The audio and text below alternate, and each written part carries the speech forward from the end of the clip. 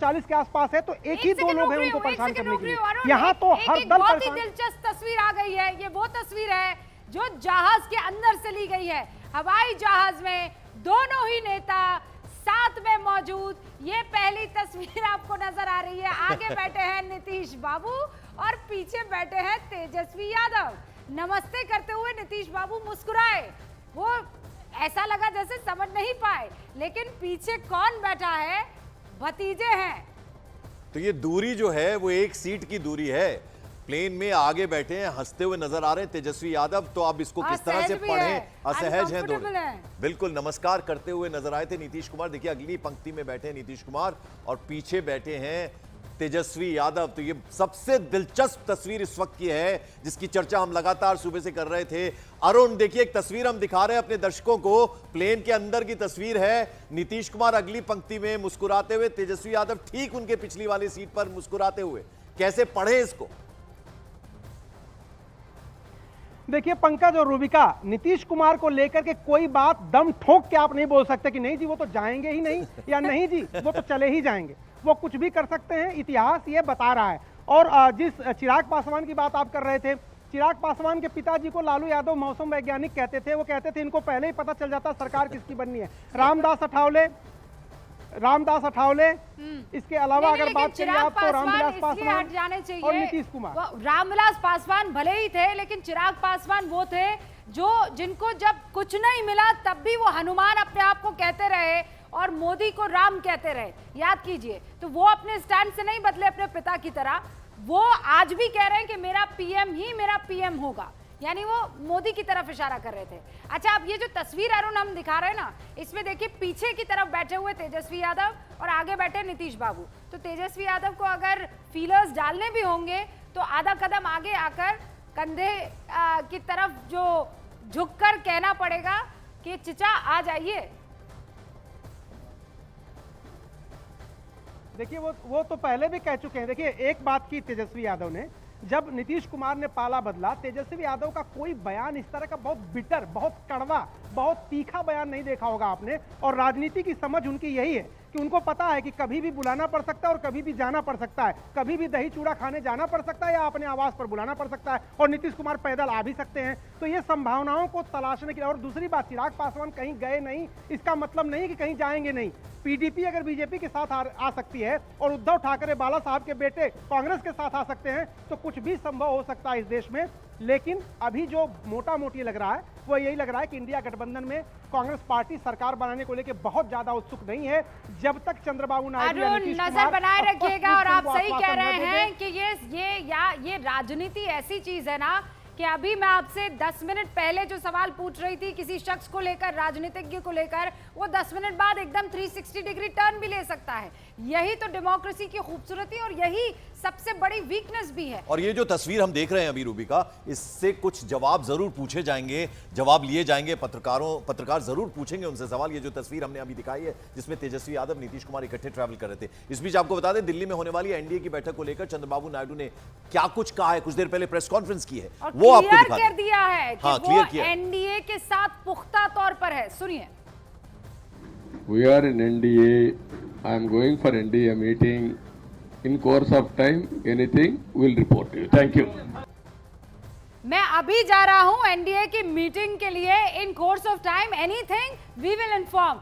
अगर इस बीच कुछ होता है तो हम आपको इन्फॉर्म कर देंगे, लेकिन अभी हम सीधे एनडीए की मीटिंग में जा रहे हैं। अब तो इसमें भी चीजें छिपी हुई है। और दिल्ली में जैसे हम बार बार आपको बोल रहे हैं, वो जो तस्वीर हमने आपको दिखाई थी थोड़ी देर पहले तेजस्वी यादव और नीतीश कुमार की, वो भी काफी कुछ कहती हुई नजर आ रही। चंद्रबाबू नायडू भी दिल्ली आ रहे हैं, नीतीश कुमार दिल्ली के लिए रवाना हो गए, तेजस्वी यादव, चिराग पासवान, तमाम लीडरान जो हैं वो दिल्ली आ रहे हैं। आम आदमी पार्टी के जो सांसद है ना संजय सिंह, वो ये कह रहे हैं कि नीतीश बाबू और चंद्रबाबू नायडू ये दोनों असहज है। एनडीए गठबंधन में शामिल होने को इन दोनों के गलत बता रहे हैं।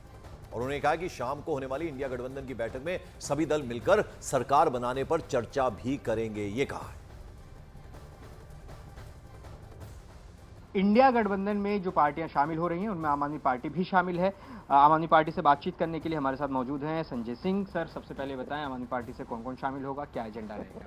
देखिए, आज इंडिया गठबंधन की बैठक है शाम को 6 बजे, और उसमें पार्टी की ओर से मैं और राघव शामिल होंगे और आगे की क्या रणनीति बनती है, कैसे सरकार बनाने की प्रक्रिया में जाना है, क्या क्या कदम उठाने हैं, उसमें सारे लोग मिल बैठ के तय करेंगे। कांग्रेस सबसे बड़ा घटक दल है, बाकी पार्टियों के नेता भी उसमें शामिल होंगे।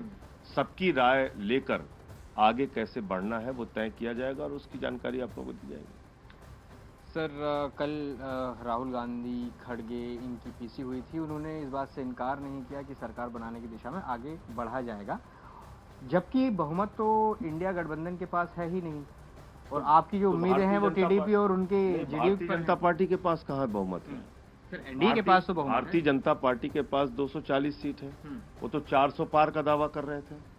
एग्जिट पोल में तो उनको कोई 350 दिखा रहा था, कोई 370 दिखा रहा था।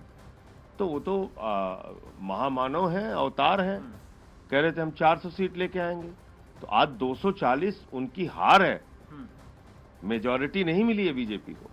और जो एनडीए के घटक दल हैं वो पहले इंडिया के साथ रह चुके। 2019 के पहले चंद्राबाबू नायडू जी ने पूरे देश के अंदर मुहिम चलाई थी मोदी और बीजेपी को हराने के लिए, और उनको कम प्रताड़ित नहीं किया है मोदी और अमित शाह ने और बीजेपी ने।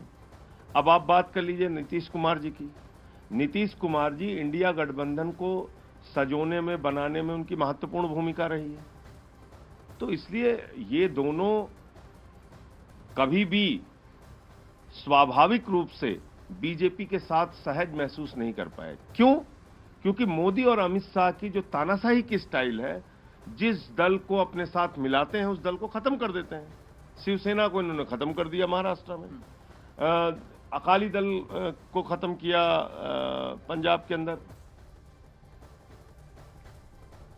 और इस वक्त बड़ी खबर ये आ रही है कि अखिलेश यादव कन्नौज के लिए रवाना हो गए। कन्नौज से अखिलेश यादव रिकॉर्ड 1,70,982 वोटों से जीते हैं। कन्नौज क्यों गए हैं अखिलेश यादव? बता दें, जो जीत का सर्टिफिकेट होता है वो लेंगे डीएम ऑफिस में जाकर, और लखनऊ से कन्नौज के लिए रवाना हो गए हैं। इसके बाद जैसा कि उनका प्रोग्राम पहले से तय है, दिल्ली आएंगे जहां इंडिया गठबंधन की अहम बैठक होने वाली है, जिसमें शिरकत करेंगे अखिलेश यादव। और जैसा हमने आपको बताया, ममता बनर्जी नहीं आ रही, लेकिन उनके भतीजे अभिषेक बनर्जी पहुंच रहे हैं दिल्ली। तो एक तरफ एनडीए की बैठक होने वाली है, बेहद अहम बैठक होने वाली है, दूसरी तरफ इंडिया गठबंधन भी पूरे जोर शोर से तैयारियों में जुटा हुआ है। और अब देखना होगा कि उनकी स्ट्रैटेजी क्या है, विपक्ष में बैठेंगे या वो भी कहीं ना कहीं नीतीश को साधने की कोशिश करेंगे, चंद्रबाबू नायडू को साधने की कोशिश पीडीए करेंगे। का जो फॉर्मूला है वो बड़ा कारगर साबित हुआ। 37 सीटें उत्तर प्रदेश में ग्रैब करने में उन्होंने सक्सेस पाई है। तो कन्नौज जाएंगे सबसे पहले और उसके बाद वहां से रवाना होंगे दिल्ली के लिए, क्योंकि आज शाम को यहां पर बैठक होने वाली है इंडिया ब्लॉक की। तो परिवारवाद का आरोप अक्सर लगता है, लेकिन पांचों की पांचों सीटें इंटैक्ट रही। अखिलेश यादव और उनकी फैमिली की हर सीट पर उन्होंने वो 5 सीटों पर जीत हासिल की है। तो एक बड़े हीरो बनकर साबित हुए, खासतौर पर उत्तर प्रदेश के परिप्रेक्ष्य में। समाजवादी पार्टी के मुखिया अखिलेश लखनऊ के आवास से वो सीधे यहाँ पर निकलते हुए कन्नौज के लिए जा रहे हैं। यहाँ पर देखिए जिस तरीके से समाजवादी पार्टी ने को प्रचंड बहुमत उत्तर प्रदेश में दिया गया है। यहाँ पर देखिए तस्वीरों में अखिलेश यादव इसी गाड़ी में बैठे हुए हैं। देखिए यहाँ पर तस्वीरों में कन्नौज के लिए निकले हैं। आप जीतने के बाद सर्टिफिकेट लेंगे अखिलेश यादव, कन्नौज के लिए निकले हैं अखिलेश यादव। देखिए यहाँ पर डिस्ट्रिक्ट मजिस्ट्रेट से वो लेंगे सर्टिफिकेट, और सर्टिफिकेट लेने के बाद सीधे इंडिया अलायंस की बैठक में दिल्ली के लिए रवाना हो जाएंगे। कन्नौज से ही सीधे रवाना होंगे।